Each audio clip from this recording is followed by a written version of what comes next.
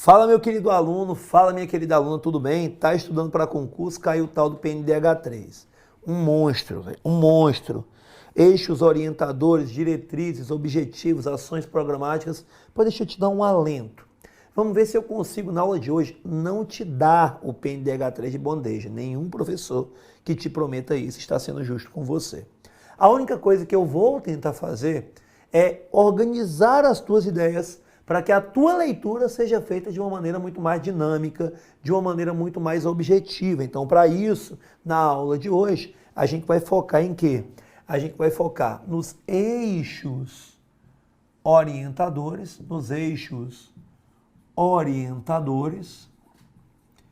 e, obviamente, nas diretrizes.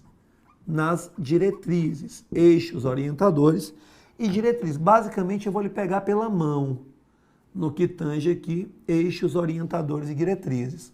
Obviamente que a gente não tem uma aula, certo, de 300 minutos para que a gente possa falar também dos objetivos e das ações programáticas. Obviamente, você não vai deixar a leitura do PNDH3 de lado, só que você vai enfatizar no entendimento dos eixos, certo? Dos eixos e das diretrizes. Tomar cuidado na prova para que algo muito absurdo não seja cobrado e você erre esse absurdo. Porque, via de regra, a gente vai trabalhar um pouquinho com a coerência, a gente vai trabalhar um pouquinho com o bom senso, certo? Dentro desses eixos orientadores e dessas diretrizes. Então, vem aqui comigo. Olha que o eixo orientador número 1, ele vai ter aqui, né? Ao todo, 6 objetivos e 28 ações programáticas divididos entre as suas diretrizes. Porém, o que é que eu estou querendo aí desse eixo orientador número 1? Falar qual é o intuito principal dele, que é gerar uma discussão entre a interação democrática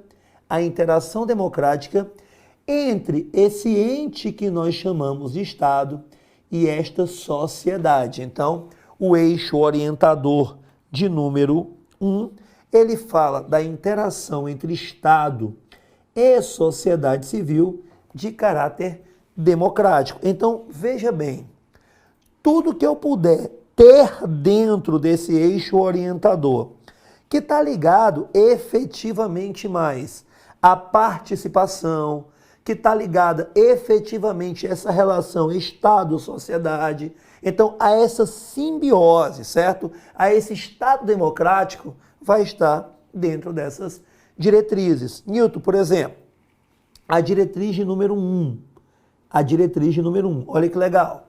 Interação democrática entre Estado e sociedade civil, beleza. Eu tenho uma repetição do que eu encontrei aqui no eixo orientador, certo? Como instrumento de fortalecimento de quê? Da democracia participativa. Então, Newton, pera ainda. O que é essa democracia participativa? Eu tenho a democracia configurando-se como semidireta, representativa com participação, participativa com representação.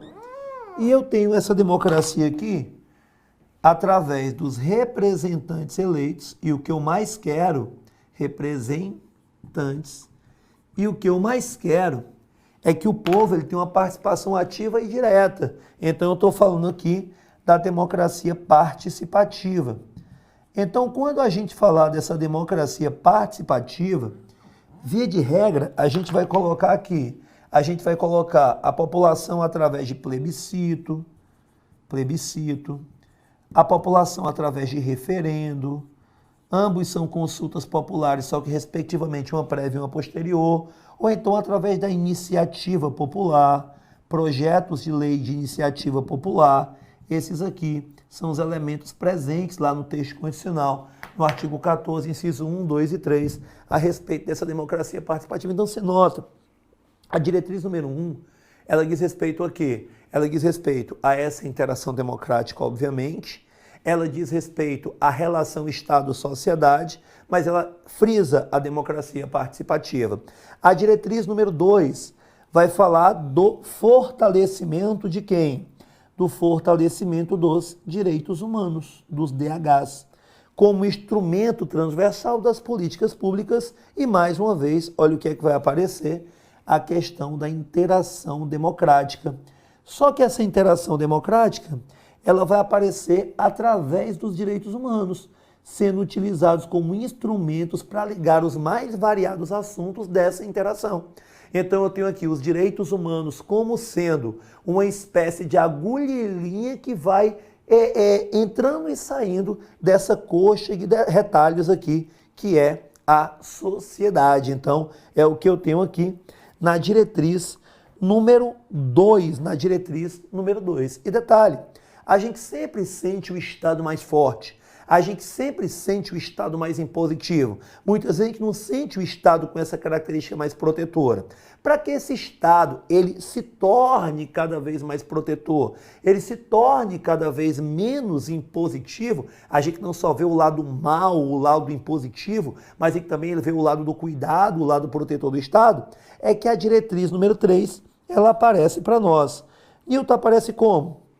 Interação e ampliação dos sistemas de informação, dá uma ideia de transparência, dá uma ideia de participação da sociedade em direitos humanos e construção de mecanismos de avaliação, ou seja, um retorno do trabalho executado e monitoramento, certo, da efetivação desses direitos humanos. Então eu tenho aqui, uma ampliação dos sistemas de informação, avaliação e monitoramento dos direitos humanos e dos mecanismos que o constituem. Então, Newton, nota que quase sempre eu estou falando, dentro do eixo orientador número 1, da participação da sociedade. Então, nota que a diretriz 1, 2 e 3 falam efetivamente da participação da sociedade. O eixo orientador número 3 e 4 serão os mais importantes, porém, antes deles, eixo orientador número 2, esse aqui, cara, ele vai falar do desenvolvimento associado ao respeito aos direitos humanos. É tanto que eu tenho aqui desenvolvimento e direitos humanos. Então, Newton, quando a gente fala de desenvolvimento, aparecem aqui alguns conceitos-chave. Que tipo de conceito-chave? Desenvolvimento sustentável, que você já vai encarar, já vai pegar de proa na diretriz número 4. Efetivação de modelo de desenvolvimento sustentável. Que tipo de desenvolvimento é esse? Um desenvolvimento que envolve tanto economia, quanto sociedade, quanto meio ambiente. Economia, sociedade e meio ambiente. Tudo isso aqui ligado através de questões, muitas vezes, políticas, certo? De questões políticas. Então, dentro da diretriz número 4, você vai ter uma referência a esse desenvolvimento sustentável. Lembrando que o personagem principal desse desenvolvimento sustentável, ele continua sendo o ser humano. Ele é e continua sendo a pessoa humana. E é isso que a diretriz de número 5, ela vai falar para você. Que dentro desse contexto de desenvolvimento e direitos humanos, a valorização se dá ao personagem principal, que é a pessoa humana, sujeito central desse processo de desenvolvimento. Então, diretriz número 4, ligada a questões de desenvolvimento sustentável. Diretriz número 5, a valorização da pessoa humana como sujeito central desse processo de desenvolvimento. Vai ficando mais fácil memorizar.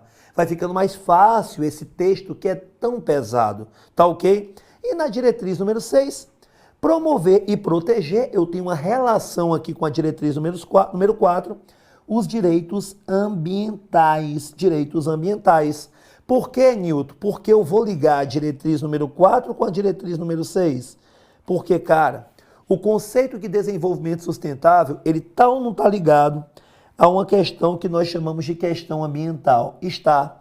Então eu tenho aqui a proteção de direitos ambientais, que são direitos coletivos.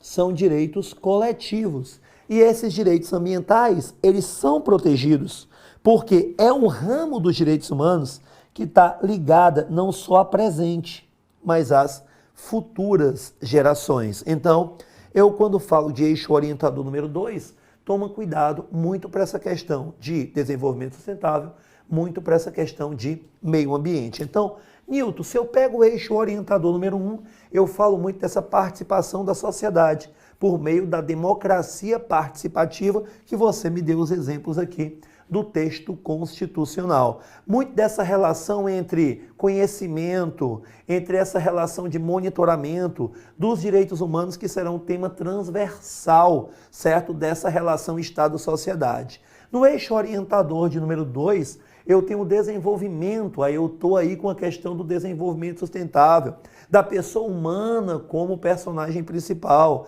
do meio ambiente como importante para as futuras gerações. Então, eu tenho que entender que os 8 objetivos e as 54 ações programáticas têm que estar em consonância com isso que a gente vem trabalhando. Eixo orientador número 3. Esse, sem dúvida alguma, vai ter que estar no seu sangue junto com o eixo orientador número 4. Por qual motivo? Esse talvez tenha sido um dos pontos mais polêmicos do PNDH3. Por que, Nilton? Porque a gente vai falar de universalizar direitos humanos em contexto de desigualdade. Falar de universalizar direitos humanos é um discurso tópico que geralmente está associado a uma questão de homogeneidade. Já é muito fácil eu falar de universalizar em um ambiente homogêneo. Só que aqui o PNDH3 ele vai ter o cuidado de falar em universalização em um ambiente heterogêneo, desigual. Então, olha a diretriz de número 7 aí, para você ter noção de como eu vou lidar com essa desigualdade.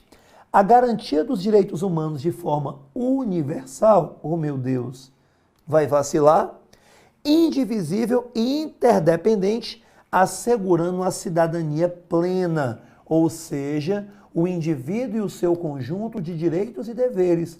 Quando eu falo de cidadania plena, eu não falo única e exclusivamente da sua capacidade eleitoral, do pleno exercício dos seus direitos, não. Eu falo dos direitos e deveres como um todo e não somente das questões políticas, das questões de direitos políticos. Então aqui, os direitos humanos de forma universal, indivisível e interdependentes, como forma de assegurar essa cidadania plena. Diretriz 8, promoção de direitos das crianças, adolescentes e para o seu desenvolvimento integral de forma não discriminatória, assegurando o seu direito de opinião e participação. Ou seja, aqui a gente vai associar a diretriz número 8 à questão do pluralismo.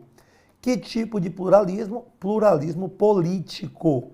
Basta você lembrar, bota aí do ladinho da diretriz de número 8, a questão do pluralismo político, direito de opinião, livre manifestação de pensamento e direito de participação, inclusive participação política, tá ok? A 9 e a 10 aí são barbada, né? Embora a 10 seja parte daquele problema que eu falei com relação à polêmica do PNDH3. Combater as desigualdades estruturais, ou seja, aquelas históricas já enraizadas, como, por exemplo, Nilton, as provocadas pelo racismo, como, por exemplo, as provocadas pela misoginia. Agora, a diretriz número 10, ela vai falar efetivamente garantia da igualdade na diversidade. Só que o legal é que boa parte das discussões dessa diretriz no PNDH giraram em torno da heteronormatividade. Heteronormatividade.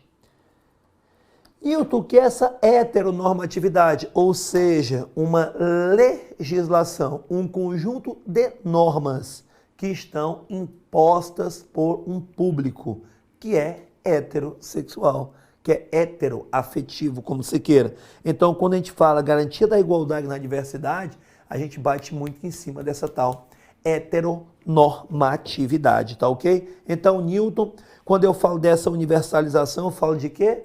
Do pleno exercício dos direitos humanos, certo? Porque são instrumentos essenciais para tornar universais, tornar indivisíveis, tornarem interdependentes, certo? Tudo aquilo que está ligado à cidadania, proteção às crianças e aos adolescentes, garantindo inclusive o seu direito de opinião e participação, combate àquelas desigualdades enraizadas que a gente chamou aqui de estruturais e a garantia da igualdade na diversidade, nas múltiplas diversidades, também aqui um fator que liga-se muito ao tal do pluralismo político. Então, gente, eu sei que é chato, mas assim, a gente já teve outras aulas de direitos humanos, você sabe que tem conteúdos que são muito mais leves, mas cara, se você está aí do outro lado estudando, assistindo essa aula, não sei se é manhã, se é tarde, se é noite, é por isso que a gente não diz bom dia, boa tarde, boa noite, a gente diz olá meu querido aluno, olá minha querida aluna, porque a gente não sabe da sua rotina, mas eu sei que essa rotina é pesada. Eu sei que isso aqui caiu no seu concurso e você está desmotivado total. Por quê? Porque quando você pega um textão grande para ler, você diz, puta que o pariu, eu não vou ler isso.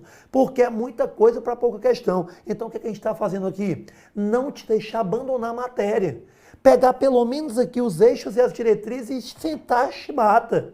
Certo? Se porventura vier uma questão mais aprofundada, aí você diz, espera ainda, está coerente ou não está coerente? Se está incoerente, se tem algum absurdo, está errada. Se está coerente, deixa eu analisar aqui mediante as diretrizes e os eixos. Tá ok? Então não desiste, cara.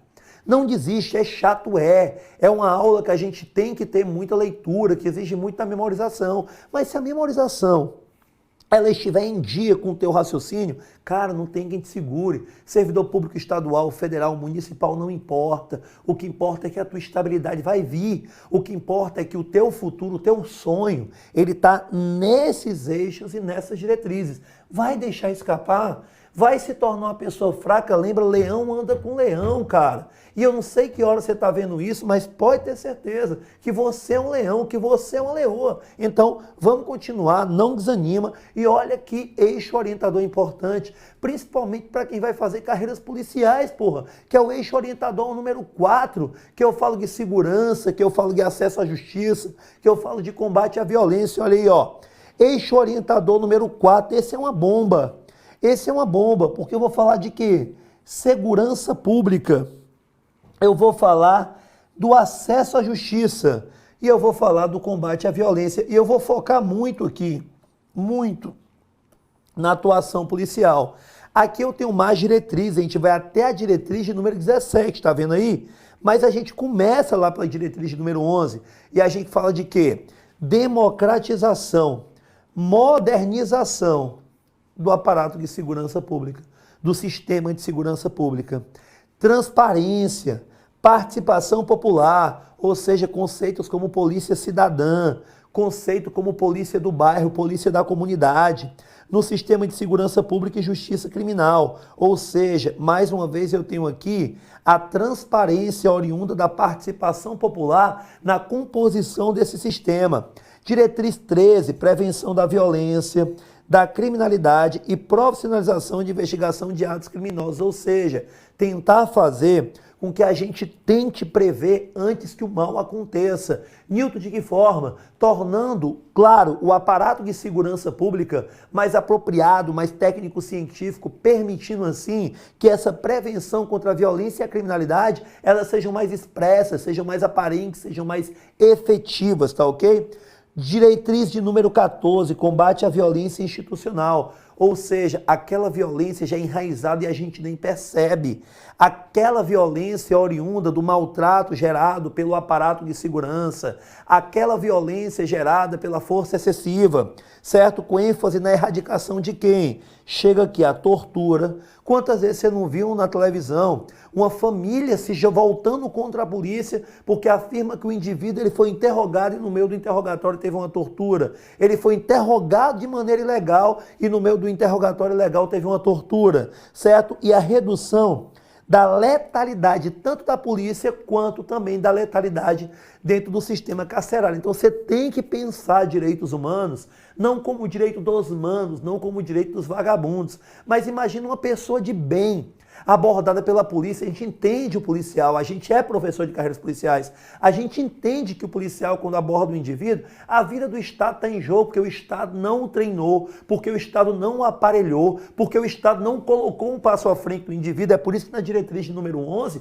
a gente tem aquela questão da democratização e modernização do sistema de segurança pública. A gente tem um aparelhamento, a gente tem a transparência, a gente tem que mostrar para o povo que a polícia protege e que o bandido ele mata. Então o povo ele tem que, através dessa transparência, fazer com que o combate à violência, essa violência gratuita, essa violência enraizada que a gente chama de institucional, ela seja feita principalmente cessando-se os atos de tortura e, obviamente, diminuindo a letalidade da polícia. A polícia tem que matar quando deve matar. Ninguém está dizendo que a polícia não deva matar, porque a polícia não se veste de chapeuzinho vermelho. A gente sabe que a polícia sai para matar um leão por dia. Leão anda com leão, mas tem os maus, né? Então a polícia sai para matar um leão por dia. Um lobo por dia, seria melhor. Sai para matar um lobo por dia. Então, essa erradicação da tortura e a redução da letalidade. Redução, não é erradicação da letalidade policial e carcerária, tá ok? Garantia da diretriz 15, garantia do direito das vítimas de crime e de proteção das pessoas ameaçadas, ou seja, as vítimas de crime podem denunciar e são protegidas caso venham a denunciar. Diretriz 16 e 17, né? A gente fala de modernização de política de execução penal, ou seja, do direito daquele indivíduo que está em privação de liberdade, priorizando a aplicação de penas e medidas alternativas à privação de liberdade e melhoria do sistema penitenciário. Tudo bem, você olha para cá, caralho, é um mundo perfeito, mas não importa. A prova vai te cobrar um mundo perfeito. A prova vai te cobrar um mundo perfeito. Então, o que está falando? Aplicação de penas e medidas alternativas à privação de liberdade. Por quê? Porque a cadeia não ressocializa ninguém. E a pena ela tem, obviamente, a função de punir.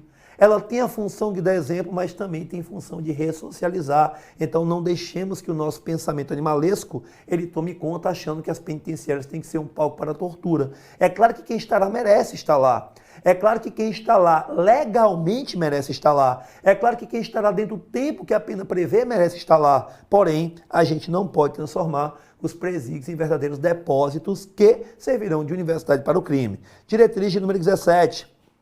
Promoção do sistema de justiça mais acessível, ágil e efetivo. Morosidade da justiça é um exemplo aí, certo, de violação aos direitos humanos. Então, ágil e efetivo para o conhecimento, a garantia e a defesa dos direitos. Então, está tudo ligado à segurança pública, está tudo ligado ao combate à violência, está tudo ligado a acesso à justiça.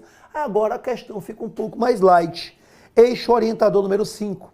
Educação e cultura em direitos humanos. Aí, cara, tudo aqui vai conter basicamente a palavra educação. Newton, eu acho, cara, que não vai ser não, ó. Porque eu vejo bem aqui educação, porque eu vejo bem aqui, cadê educação?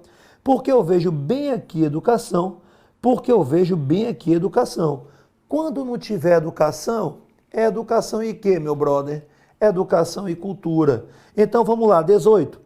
Efetivação das diretrizes e dos princípios da Política Nacional de Educação e Direitos Humanos para fortalecer cultura de direitos. Então, direitos humanos e educação caminhando lado a lado. 19.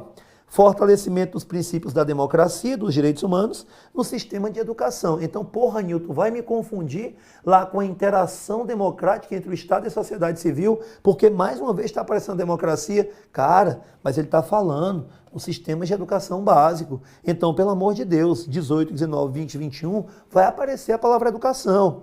Reconhecimento da educação não formal, porque a escola é uma das formas de educar, como defesa de promoção dos direitos humanos. Escola é uma forma de educar. Escola é uma forma de educar, certo? Escola não é a única forma de educar. Tá ok? E aqui, a diretriz 21, promoção da educação em direitos humanos no serviço público, ou seja, bem específico, também ligado à educação. E a 22 só vai crescer porque vai ter o quê? Cultura. Garantia do direito à comunicação democrática e o acesso à informação para a consolidação da cultura em direitos humanos, comunicação democrática e acesso à informação, tudo a ver com educação e cultura aí, tá ok? E para encerrar, a gente tem aqui o eixo orientador de número 6. Direito à memória e à verdade, outro tema bastante polêmico, porque é daqui que brota, por exemplo, a Comissão Nacional da Verdade. A Comissão Nacional da Verdade, ou seja, um resgate ao passado como forma de reinterpretá-lo, como forma de aproximá-lo da verdade aí, dessa verdade de caráter coletivo. Cara, muito difícil, porque você vai falar de memória coletiva, mas vamos lá. Diretriz 23, reconhecimento da memória e da verdade como direito humano, da cidadania e dever do Estado, ou seja, ressignificar o nosso passado para que seja produzida uma memória mais próxima da verdade. Diretriz 24, preservação da memória histórica, tá vendo aqui, ó? Eu estou falando de uma construção coletiva, pública da verdade. Então aqui eu estou falando muito de resgatar a história do Brasil para tentar contar algo mais próximo do que? Aí depende de quem está no poder queira contar, tá ok? E a diretriz 25, modernização da legislação, eu falo de leis em sentido amplo, relacionada com a promoção de direito à memória e verdade, fortalecendo a democracia. Então, outro eixo aí que vai ser tranquilo para você, porque vai estar o tempo todo falando de quê? Vai estar o tempo todo falando de memória e verdade. Então, espero que eu tenha conseguido aí ajudar você a ler. Vamos para os exercícios agora, vamos lá. A diretriz referente à garantia dos direitos humanos de forma universal, indivisível e interdependente, de modo a assegurar a cidadania plena, consta no eixo orientador denominado Desenvolvimento e Direitos Humanos do PNDH3. Não, cara. A gente fala de quê? A gente fala de universalização.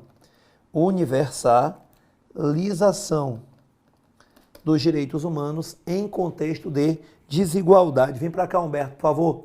Se você prestou bem atenção, você viu que a gente, lá no eixo orientador número 3, falou de universalizar ou da universalização dos direitos humanos em contexto de desigualdade. Eu falei para você que a gente tinha uma relação muito boa com os direitos humanos em contexto homogêneo, mas em contexto de desigualdade. Então, o que foi que ele fez?